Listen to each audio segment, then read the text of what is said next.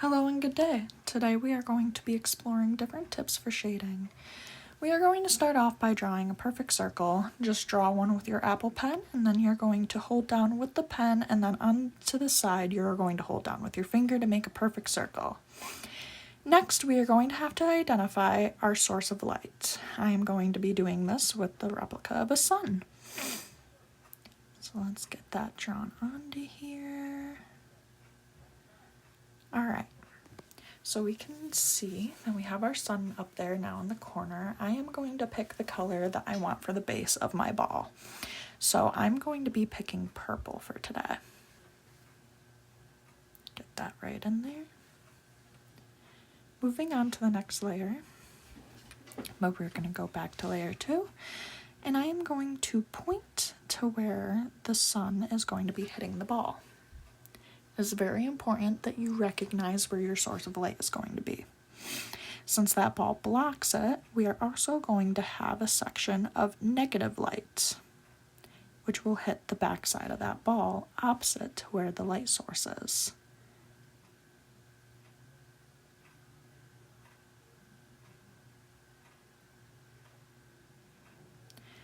Moving back, let's grab that purple color, and we are going to move it to make it very light purple, to signify that it is a lighter shade where the sun is hitting the ball. I'm going to be using the Soft Blend airbrush tool, and we are just going to lightly put that on there. Oh, gotta make my brush smaller. There we go, much better. So I'm going to color that in, and it does not need to be perfect.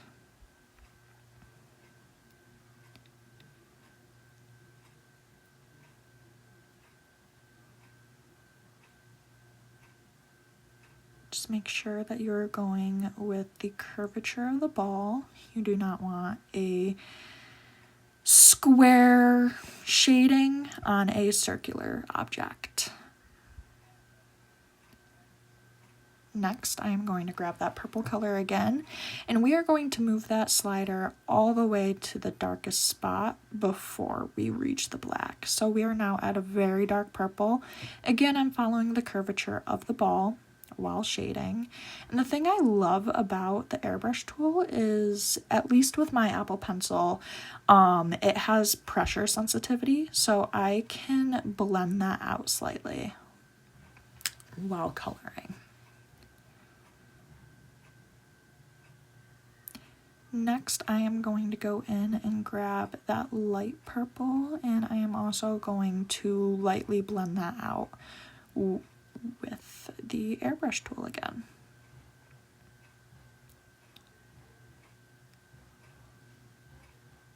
Again, it doesn't need to look perfect because there's a few steps we do in between this. I know it looks a little crazy right now, but I promise by the end of this, you are going to have an amazing ball.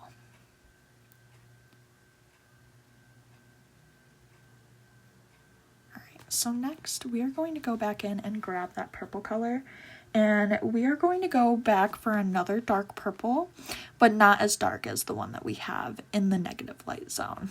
And we are just going to slowly blend that into the ball, and we are going to blend that into the dark color, again using the soft airbrush tool. And we are going to keep doing this and keep making the color lighter until we get to that light spot on the ball.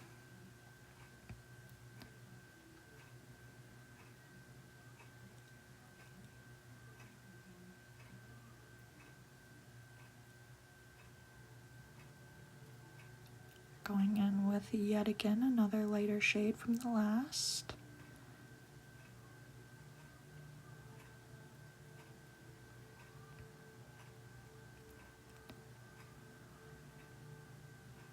Now we have reached pretty much the same shade that we started with for the base of the ball.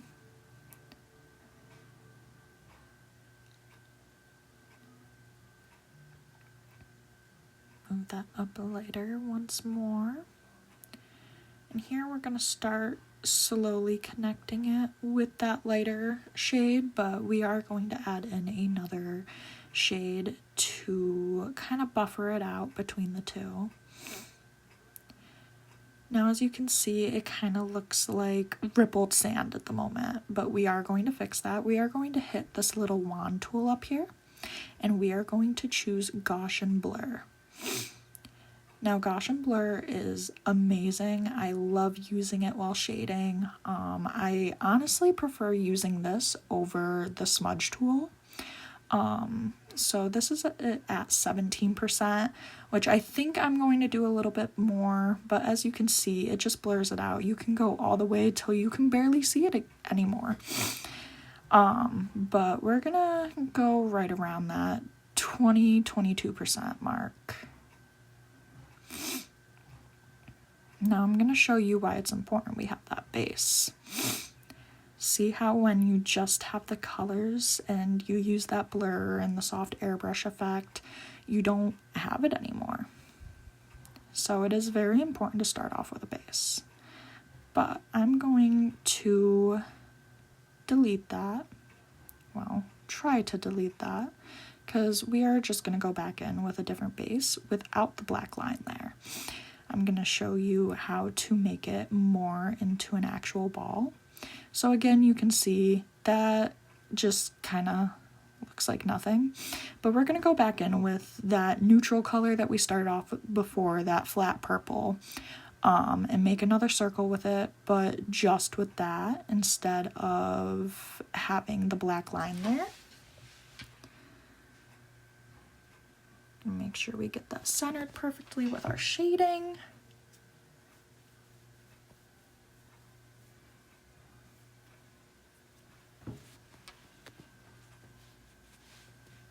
All right, now we're going to go back onto our layer where we did our shading, because we are going to clean that up. The one thing with Gaussian Blur is the reason why it gives it its smooth effect is because it's basically pulling the colors to make it look smooth, but as it's pulling the colors, it also does get it out of your drawing zone. So we're just going to clean up those edges real quick.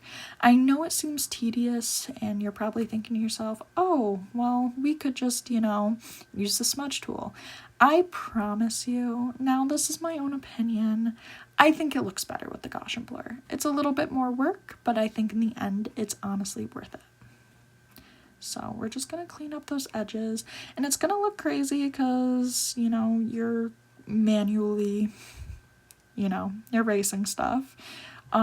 So it's going to look a little jagged and a little crooked, but it will be okay. As you can see here, I'm about to have to redo it because, went a little bit too far into the ball. So again, it's very tedious, but I think the end result of it looks very nice compared to if we were just using the smudge tool. If any of you guys have me on TikTok, I do post some of my drawings there. Some of my realism drawings that I've posted on there have all used the Gaussian tool for my shading.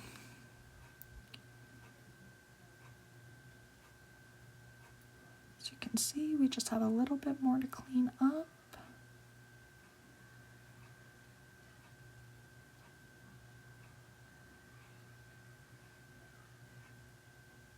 Perfect. So now we are left with this. There's no bordering, and it does look good, but there is a little bit more that we can do to it to make it look even better.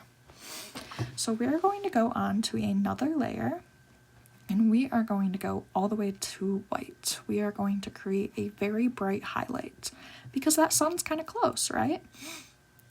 So again, you are going to follow the curve. We are still staying on the airbrush tool. The airbrush tool is just one of my favorites, especially in cases of doing, shading and stuff. So we got our little highlight on there, and then we're going to go back down into this really dark color, and we're going to make it even darker, like almost black. And we are just going to go around this ball. Now make sure going around the ball is going to define it without having that black line that we had as the outline beforehand, but make sure you are still following the rules of light. So that little outline is going to still be darker in the negative light zone. So we're just going to pull that up. And again, if you do have a pen that has pressure control, just lighten up your hand. If you do not have that pressure control, the one piece of advice I can give you, which again, it can be tedious, play with your opacity levels. That will also help when doing projects like this. So as you can see, I'm still going around the ball with it, but it's a lot lighter at that light zone than I made it in the negative light zone, because we still do want to follow those rules of light and respect them.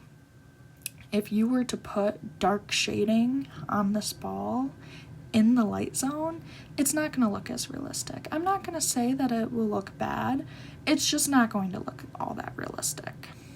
So now we have that small little outline, which you can barely even see, but it does make a difference. So next we are going to go in and we are going to make this more of a grayish purple, but it's still going to be really dark. We need to make a shadow, because when light reflects off of something and then that object blocks the light from the ground, there is a shadow there. So we're going to move this layer below every other layer so we can put it behind. Now you can see me making the mistake. I flipped my page and decided to make it look like the light was coming flat, but that's not how I did it. I had the light coming in from the corner. So you will see here quickly that I do get rid of that and redo it so it's actually, you know, where it's supposed to be. Again, you can see like my line's very shaky and stuff and doesn't go all the way to the bottom. You hold down on that pen and just drag it and maneuver it, you will get a very smooth line. Now I did try filling this, again forgetting I did not close that curve. So we're gonna go into the airbrush again, and the airbrush is great when you're doing shadows, because when was the last time you saw a very sharp shadow? They just don't happen all that much. I'm sure it's happened before. I'm gonna hold my tongue on saying they never happen, but they don't happen that much. And there you have it. You have a ball with a shadow and proper shading, and it looks amazing if I do say so myself. So let's recap this lesson. Today we shaded a ball. We have our light source up there in the corner, and we have our negative light down there. We followed our rules and we made sure everything was there that was supposed to be there. And if you did follow this step by step, you should have a very pretty purple ball. If you decided to be a little adventurous and change up the colors, then, you know, whatever color your ball is, I'm sure it looks amazing regardless. But yeah, I had a lot of fun doing this today. So we're just going to go over different things that we did. So again, we have our negative light and our light source hitting right there. Now we do have, let me change the layers so I can preserve this drawing. We have our little light spot and our glow, and then we have our dark spot and our shadow. We also made sure that we went around and defined the ball shape with that darker edge, but again, following in the rules of light and putting it lighter up at the top. So our lesson here today is completed. Thank you for watching, and I hope you have a good one. Thank you.